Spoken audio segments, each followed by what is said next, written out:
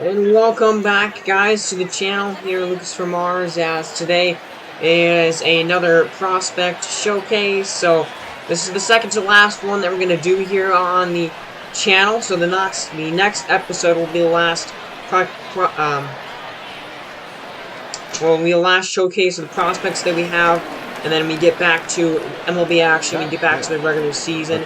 So looking at the naturals here, this is the Reapers AAA team, and John Comer is their only offensive prospect. He's a power guy, 75 and 71 power stats, so he's got good power stats. I think he's still a couple of years away from making the big leagues, but he's got some interesting power numbers there, and he's really the only offensive prospect, really the only offensive star that, the Reapers have. So he flies out there in his first at-bat of the game, and now the other guy that we're going to introduce here in this episode is JT Helm, now 24 years old, so he is a little bit of an older prospect, but he is also very close to being in the Major League team.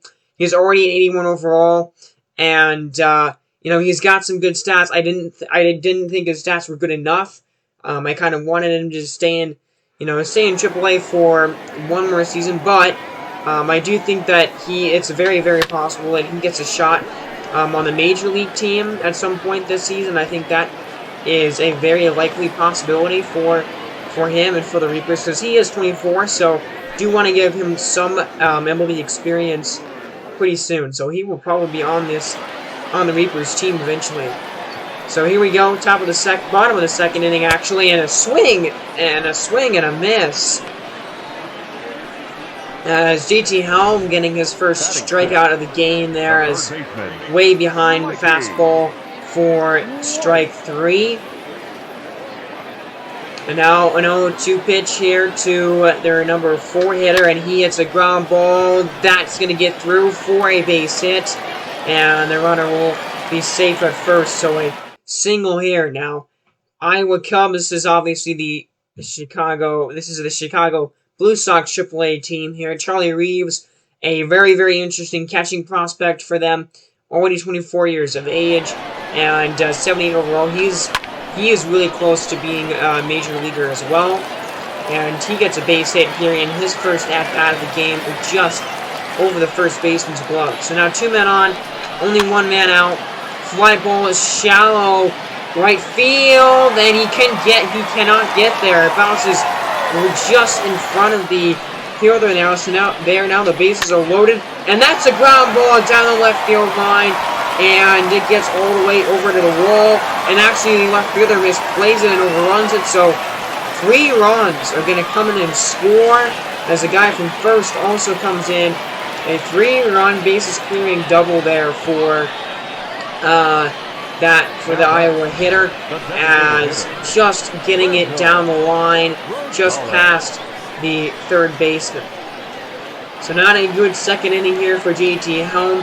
2 men on, 1 away, and he gets a strikeout there. That's a big punch out with 2 runners in scoring position. That is a huge K for Helm to try and limit the damage here, and he would end up getting out of that second inning with those 3 runs allowed. So now we go to John Comer here again in the top of the 3rd inning with a man on first, and he would swing at the first pitch here and ground a ball over to third, the second for 1, and they would go to first and get a double play. So not a great at bat there. John Comer grounding into a double play. Now Milky White here, the number 4 hitter again, striking out. I believe that would be the second time he struck out in this game. JT Helm with his 3rd strikeout of the night. And a nice pitch there. Now, one of the better stats that Helm has is his velocity, and I think he might be a kind of a pitcher that's more of a late bloomer. I do think that it's going to be interesting to see what kind of success he has in the big league level, because he's definitely, if he doesn't come up at some point this year, he will be a starter next season without a doubt. So here we go into quick managing here. Kind of just wanted to get through a couple of innings, but then JT Helm gives up a 3-run homer there to the leadoff man. So now we go to John Comer again here in the top of the 5th. And this at-bat, he does line a ball into center field for a base hit. Perfect swing timing on that pitch. So John Comer does get on base here. So now we go to Charlie Reeves in the bottom of the 5th inning. J.T. Helm not pitching anymore. He has come out of the game. So now we have a new pitcher here for the Nationals. And Charlie Reeves, ground ball right back to the pitcher though. And he throws it to first in time to get the out. So now we go to John Comer again here, top of the 6th. There are runners on first and third. And he does get a base hit there into right field. And a runner will score. And if you didn't notice there, John Comer with that hit actually tied the game. So the Nationals came all the way back in this one. And John Comer hitting the game-tying hit there. A little bloop single that falls in. So now in the bottom of the 6th in a 6-6 game, there's a strikeout and a big key punch out there. So now we go top of the 7th, 2 men on base, and that's a key strikeout. But the runners do move up to second and third. Really should not have swung at that pitch. Not a good pitch at all to swing out there. So now 1 away, but 2 runners in scoring position. Now the next guy here, fly ball pretty deep into right field, and that's going to score on. Yes, it will, as the runner from third tags up and comes across the plate. So the Nationals have taken the lead here. They came all the way back in this one. That's a strikeout, though, to end the top of the 7th. But still, the Nationals taking the lead here in this game, coming back in this one, down 1-6 at one point in this one. So now here we go on the bottom of the 7th inning. Trey Winterger, the pitcher, he's actually had some Major League experience on the Reapers, and he has not been very good in the majors in his Major League time, and he gives up a walk here in the bottom of the 7th. So now we get now we get Charlie Reeves coming up here with 2 away. Man on first here in the bottom of the 7th. Let's see what he will do. Fly ball. It is center field, but it is pretty much right at the center fielder. It doesn't have to move very much. Makes the catch to end the bottom of the 7th inning. And end the 7th inning entirely. So, I believe we're getting one more at bat for John Comer here in this one. And the Nationals now up 8-6 here in the top of the 8th. And Comer, fly ball, that's deep, that's into the gap, and it's going to drop in for another hit. So, John Comer tonight, 2 for 5 on the ball game. And now here quick managing Nashville, kind of piling it on as they get a run. They get a sac fly, and then a 2-run home run by the number 9 hitter. So yeah, they kind of take over this game, and after being down by a good bit in the beginning of this game, they easily and handily win this one here today. As a couple of hits for John Comer in this one. J.T. Helm didn't pitch all that great in this game, to be honest with you. Gave up 6 runs, so not a great performance tonight for the top prospect, J.T. Helm.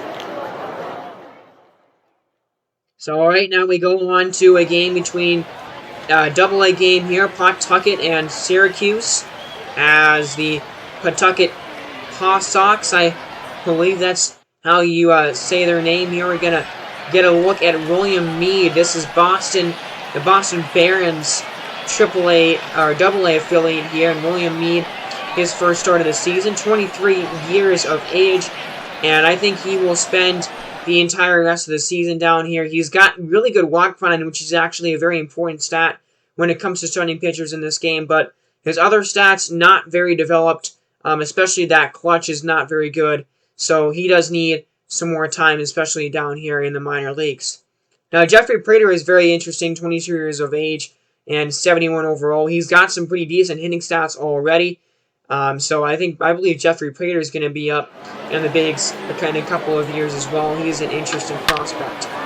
Now that ball is drilled into the gap, and it's going to go all the way to the wall. Prater didn't go to second at first, but then now he decides that he should go to second, and he was going to get there, and he got there really easily. So a double here for Jeffrey Prater to start off the game, and obviously this is the Mets AA team in real life. I'm not sure who we replaced the Mets with. Willie Gonzalez here Now, it might be the Hawks. I could be wrong about that, but Willie Gonzalez, 23 years old, he's got some interesting stats.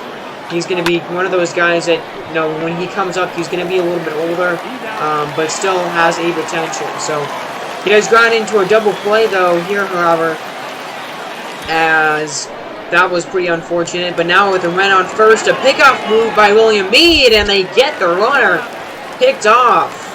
And a great job there, William Meade, the lefty. And, he's a lefty, so he does that occasionally, and he got a really good pickoff move there. Totally fooled the runner. So that's the end of the first inning. So now in the quick manage here again, just trying to get through some innings with William Meade.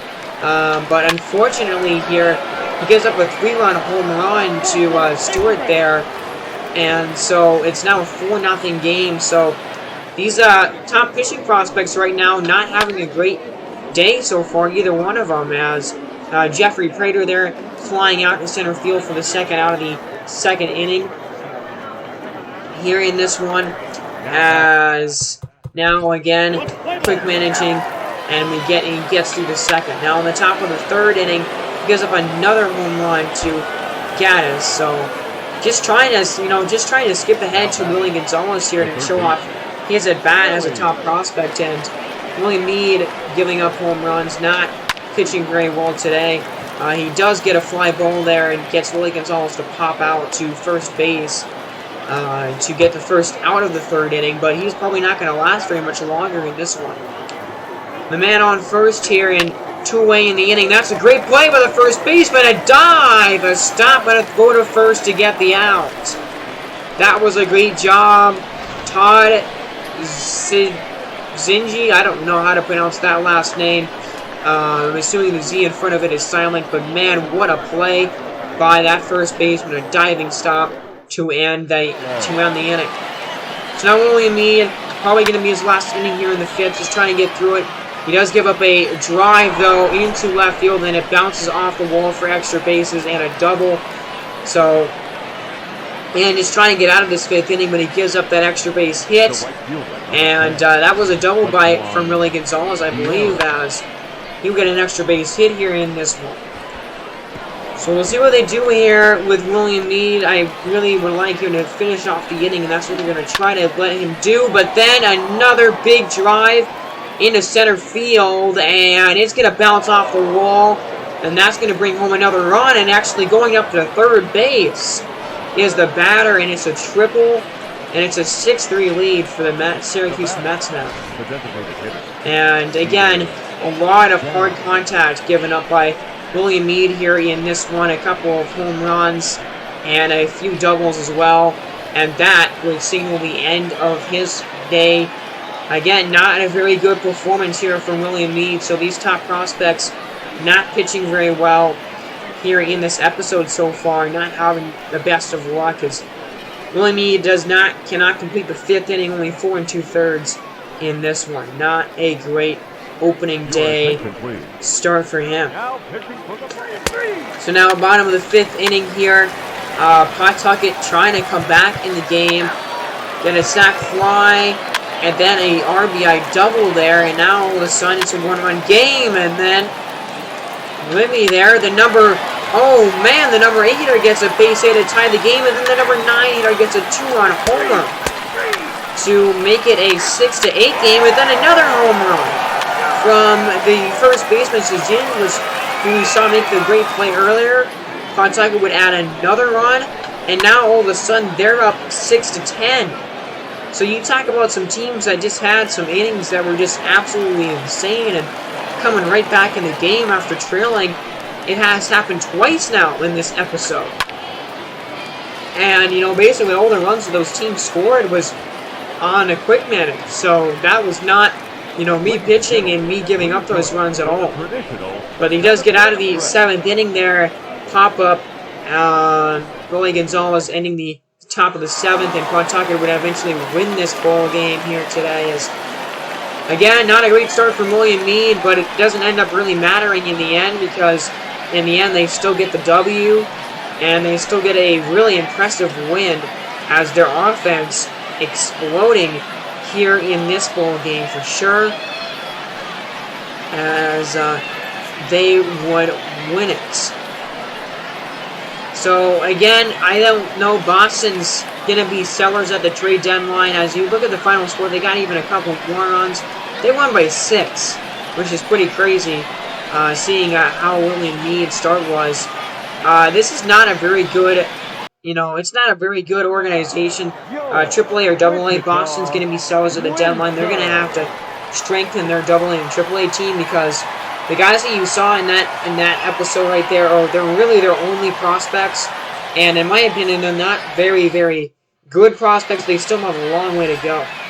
So now here we go. This is the Montana Phantoms AAA team here, and Bronson Pitts is the opening day starter for the Wind Surge down here in AAA. Now Bronson Pitts is really interesting. Sonny Gray is the number 5 starter right now for this organization for the Phantoms, but Bronson Pitts, 95 stamina, which is really impressive.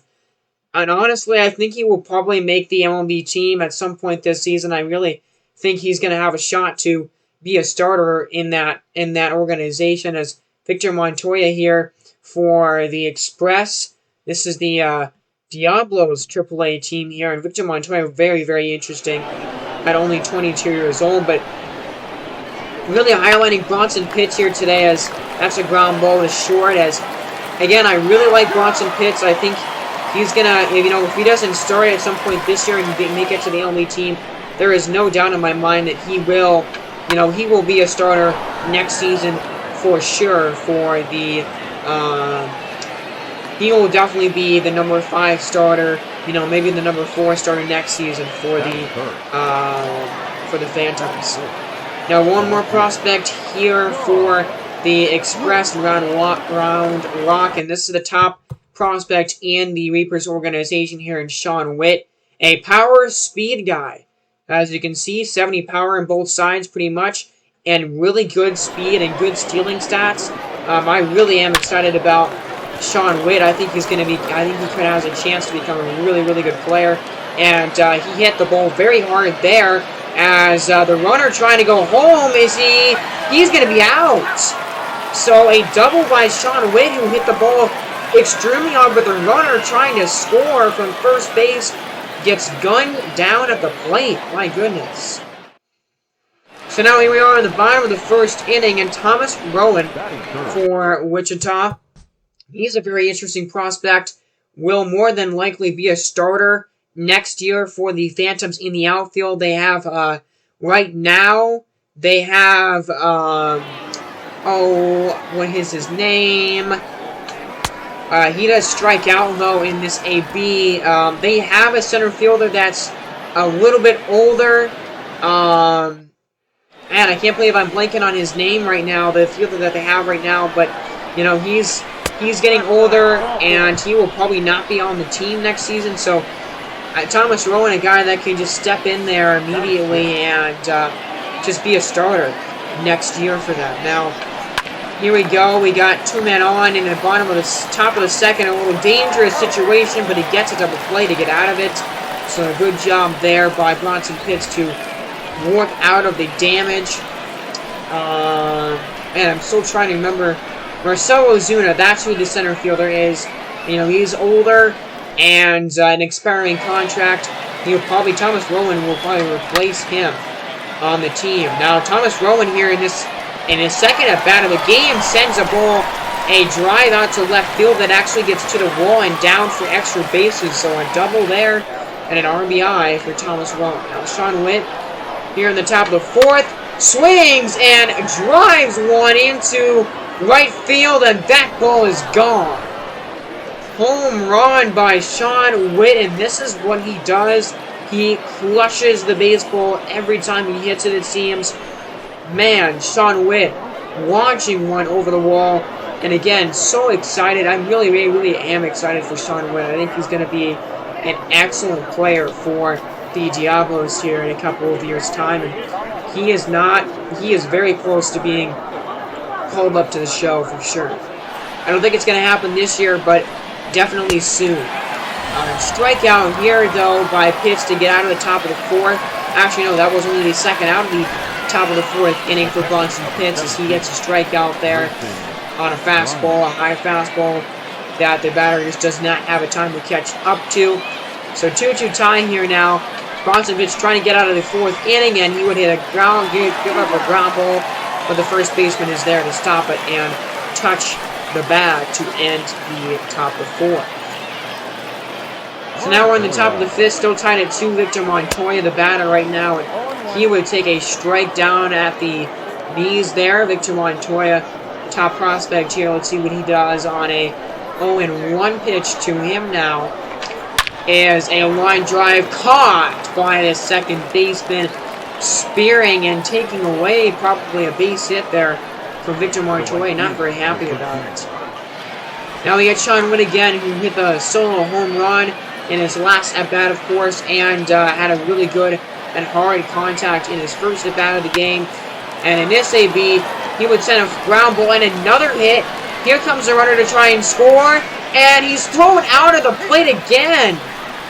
This was unbelievable. It happened twice to Sean Witt. Sean Witt getting base hits that should to try to drive in a run, but the runner thrown out of the plate both times. Man, he should have 3 RBIs in this game so far, but he only has 1. Man, that was pretty crazy that that happened again to Sean Witt. As a walk there by Thomas Rowan, so now you have a situation, but that's a strikeout to get out of the bottom of the 5th inning, and this game remains tied at 2 apiece here through 5. Really good pitch there to get out of the frame.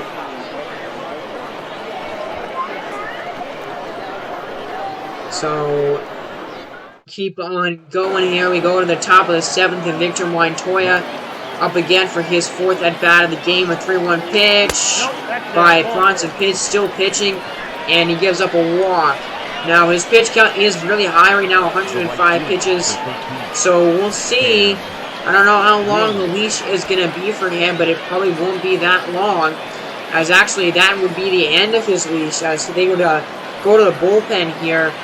Really good start from Bronson Pitts, unlike the other pitchers that we saw in this episode. Bronson Pitts did a good job. He pitched 7 innings, went into the 7th inning, and only gave up a couple of runs, so he had a really good game.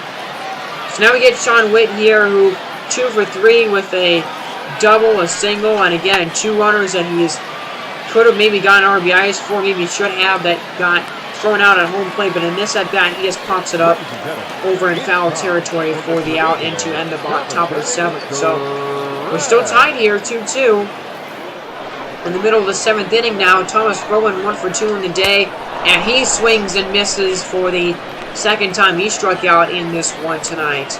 As Thomas Rowan, really one of the 2 RBIs in this game belongs to him right now, so he's a big part of the reason that this game is tied right now. But still here, bottom of the 8th inning, and look at the play by the right fielder there. That was impressive, a diving stop by Williams there in right field to get the out and save a base hit. And look at that, nice play, my dude, great job. So now, 0-2 pitch here, pops it up, fair and caught in the shallow outfield. The shortstop racing down to catch it. So now, we are through 8 innings. We go to the 9th, still tied at 2. Nobody has scored in this game since the 4th inning at least, so nobody has scored in this one for a while. And the umpire says he went there on that check swing to end the top of the 9th. So how about that? We now go to the bottom of the 9th inning. The game's still tied at 2. Now 2 outs here. Bryson Stott trying to extend the game for the wind surge, but he would hit a ground ball that would be right to the shortstop, and we are going into extra innings. So a great job by the bullpens here, by the pitching staffs, because nobody scores and nobody has scored in a while. We now go to the 10th inning here. Sean Witt 2 for 4 on the day, and he would swing and send a ball driven into right field. That one has a chance. If it's fair, it's gone. Yes, it is. Sean Witt. A massive home run here in the top of the 10th. His second of the game. And Round Rock has the lead. 3-2.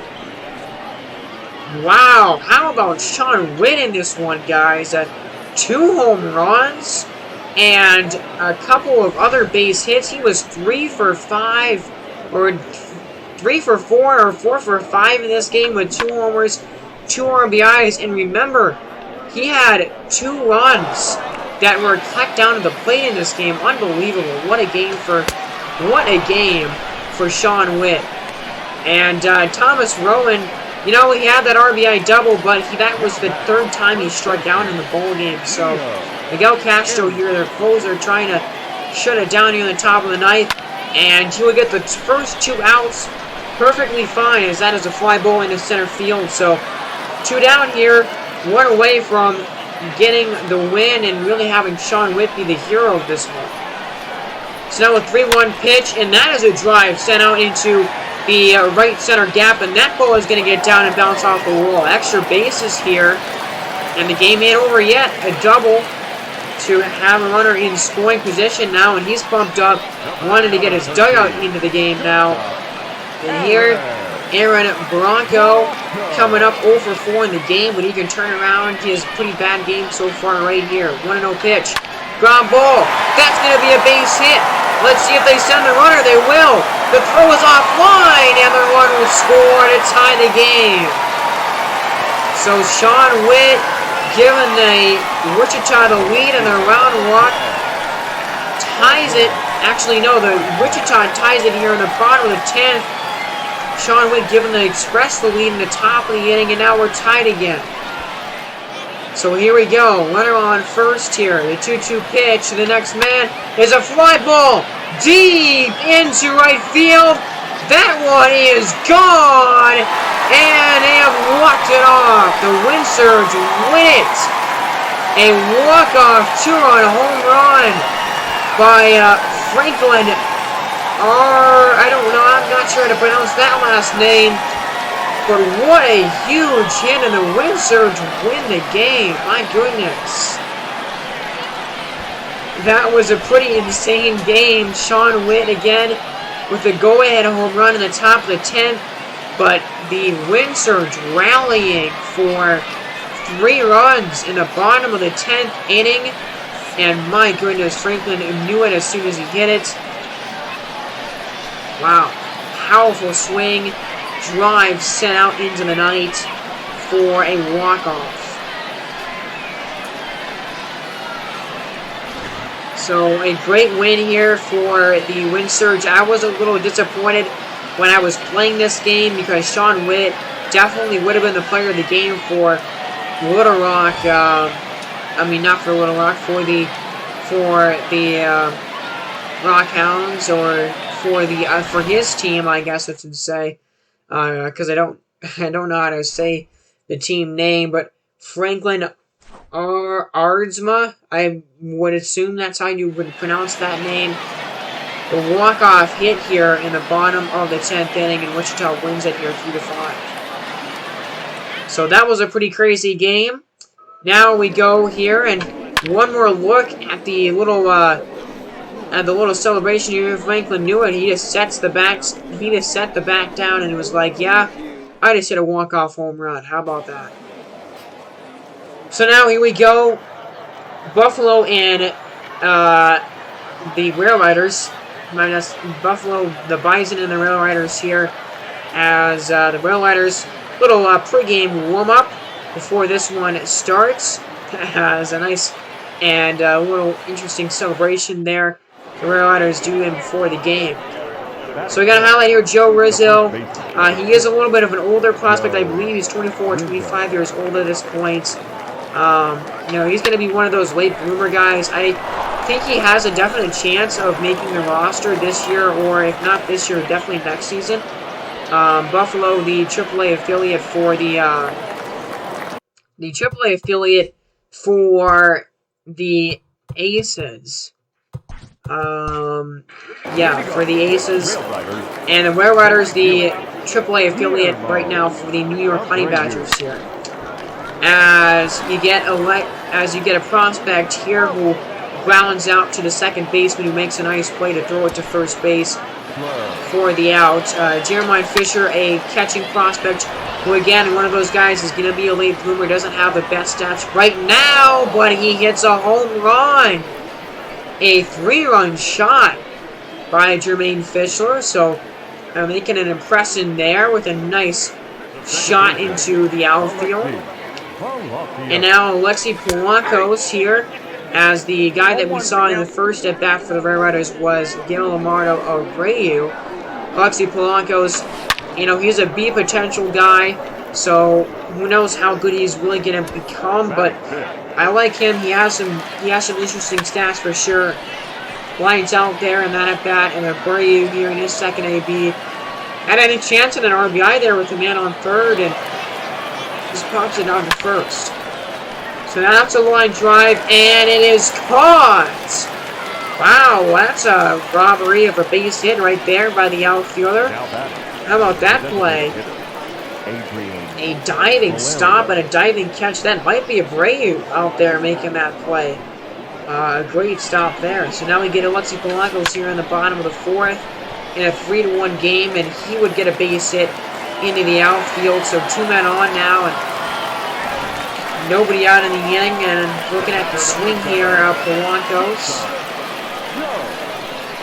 right there, as I'll look at that base hit up to right field. In a 3-2 game now, Joe Rizzo, another AB for him, and he would send a drive. That's going to be a base hit into the outfield. So a lot of hits here for these prospects in this game so far. As Joe Rizzo, that would be his second hit of the night. So now, bottom of the 5th inning, still same score, a man on first base, fly ball. That one is going to be ran down and caught for the out. So 2 down here in the 5th inning. And now we get Alexi Polanco's here in the bottom of the 6th. And he would swing, he would send a ball down the right field line. That's going to go all the way to the wall. And Alexi Polanco's will have himself a double. He will get in a second with extra bases. A good job and a good swing by Alexi Polanco's there. As, again, look at the swing there. And sending a ball to right field, and nobody could get it. So now Joe Rizzo, 2 for 3 on the night. Buffalo up by 2 runs here on the top of the 7th. And he'll get a 3rd hit in this ball game, a 3rd single, as that's a line drive up the middle for another base hit. So now Brady, who's 0 for 3 tonight, but has a couple men on here, sends a ball into the gap. That's going to score a runner on. Let's see if they test another. Here comes another run to score. Abreu is going to get into third base with a 2 RBI triple. And we are all tied. Abreu knocks the game at 5 apiece here in the 7th inning of his first hit of the ball game.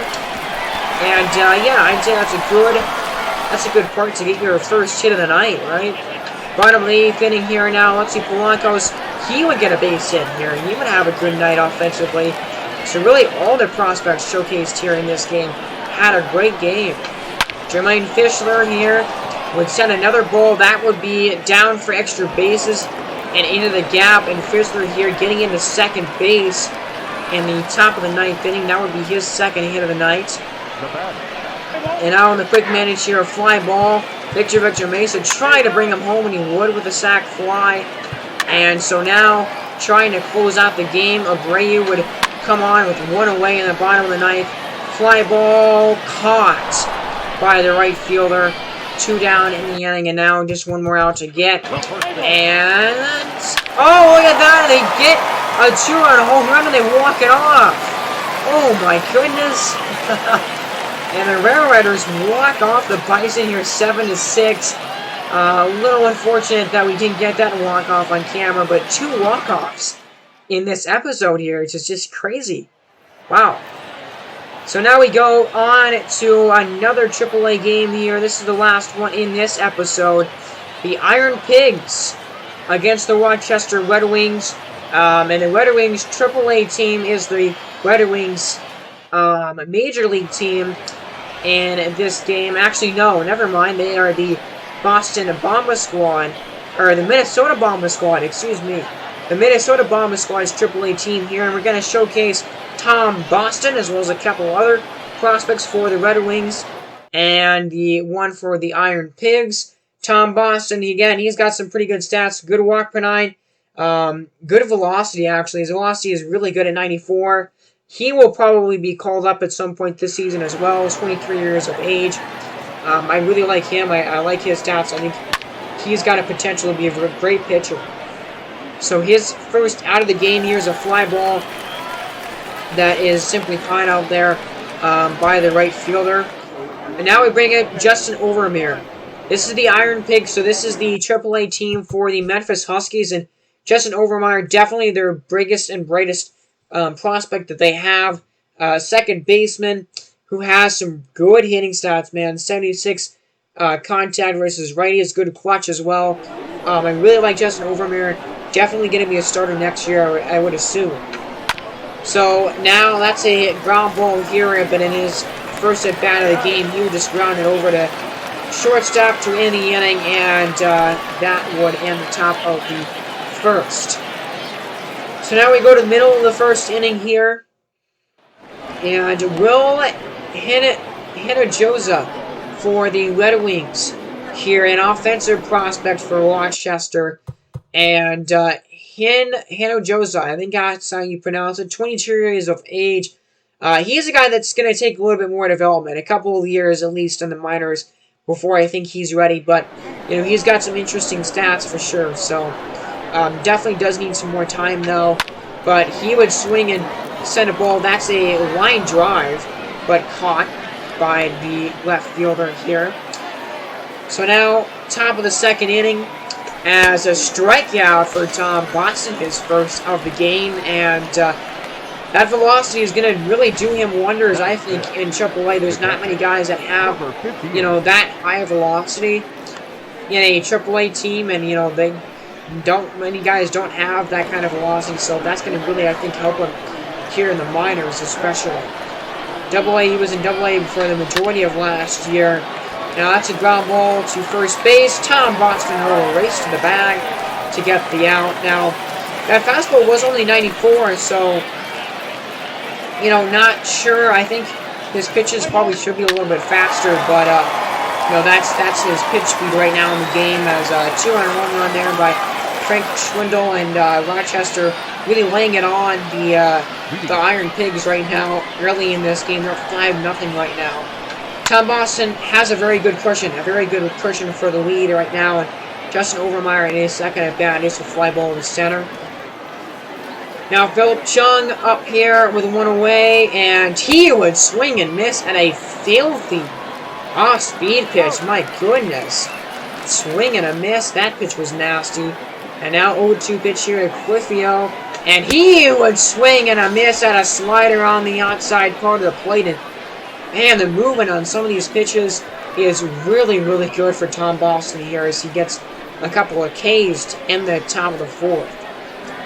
And yeah, like I'm saying, man, I really like Tom Boston for sure. Now, well, Jose here on the bottom of the fourth, sending a drive out to left field. That baseball is crushed, and it is gone. So a prospect here, Will Hinojosa, hitting a 2-run bomb for the Red Wings, and just adding on to the runs. I mean, the Red Wings really pouring it on at this point, giving a lot of run support to their pitcher, Tom Boston, and Hinojosa's like, yeah, oh, that wasn't too easy, that wasn't too hard, that was pretty easy to hit a bomb out of here. I mean, I don't know what the issue is. I like that celebration, I like that little, yeah, that was easy for me.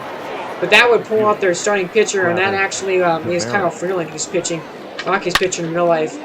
As here, Tom Boston in the top of the fifth would give up an extra base, hit a double here into the gap. But I mean, he's up. He's got a 7-1 cushion right now. I think he's pretty fine. 7-0. Now first and third with nobody out, so some issues, really the first problem that he ran into in the game, and that's a fly ball. That would score a run, but man, you're down by 7 runs. Now you're still down by 6. You gotta get more than sack flies, right? as Oscar Portillo here. This is the starting pitcher, but that was a good pitch. Swing and a miss. And, oh, another pitch that is nasty. So Tom Boston is for a strikeout, and yes, I know that's the pitcher, but still, wow. Nasty pitch. Yeah, it's a pitcher, but man, he swung as the ball was in the catcher's glove. At that point, don't swing. Seriously. So now another batter here and another strikeout. Oh man. Another couple punch-outs there to end the 5th. 5 strikeouts through 5 innings for Tom Boston. Again, the movement, his off-speed pitches, man, you can just tell he's getting most of his strikeouts on his off-speed stuff, and his off-speed stuff is just incredible, I think. Now, that's a fastball. That's a strikeout and a fastball, though. Pumping 95 here in the 6th inning, so, you know, he can throw it pretty hard, and he can throw it pretty fast, and he can blow it by guys, for sure. 6 strikeouts now for Tom Boston in this one. And it's just continuing to really dominate these Iron Pigs hitters. Now, full count here, and that's a ball four to walk the runner. This inning would be forever, right? This inning would take forever. I think Tom Boston walked a couple of guys in this inning, and just every single at-bat was like 10 pitches, it seemed, in this inning for Tom Boston. It was a very long inning. I can tell you guys that just by editing this inning, it took a while to get through this inning. And he doesn't even give up any runs. He gets a strikeout to get out of the top of the 5th, the top of the 6th, but man, that inning took a really long time. I think it took a lot of pitches. You can tell by the pitch count, it was at like 64, and it went up all the way almost to 90 after that one inning, actually over, you know, almost to 90 pitches. But now that was his 96th pitch, and he would give up a extra base hit. Yes, the runner would get into second base safely, so I think they would call that a base hit and a fielder's choice, because I don't think that was a double. But anyway, another run was scored for the Iron Pigs. Again, still down by 5. We've seen a couple of comebacks, though, in this episode, so don't put anything out of the question now. Justin Overmeyer here. Ground ball, third baseman making a heck of a play. Good job there by the third baseman to get the out. So, great job there. Middle of the 7th. 7th innings for Tom Boston as, again, really good day for him. And I do not believe he would come in and pitch again, and that would be the end of the game for him.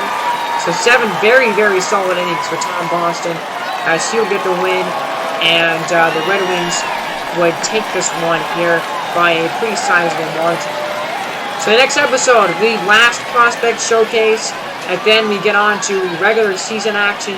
So again, next episode will be the last time that we will have the prospect showcase, and then the next episode after that, you know, the next episode after that will be prospect, will be season and monthly recap. So have a great day, guys, and you've been listening to Lucas from Mars. See you later.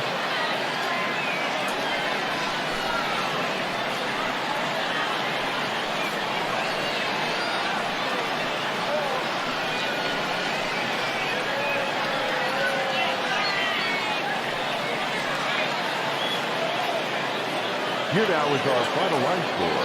First for the victorious Red Wings, 7 runs on 9 hits, 1 error. They left 10 men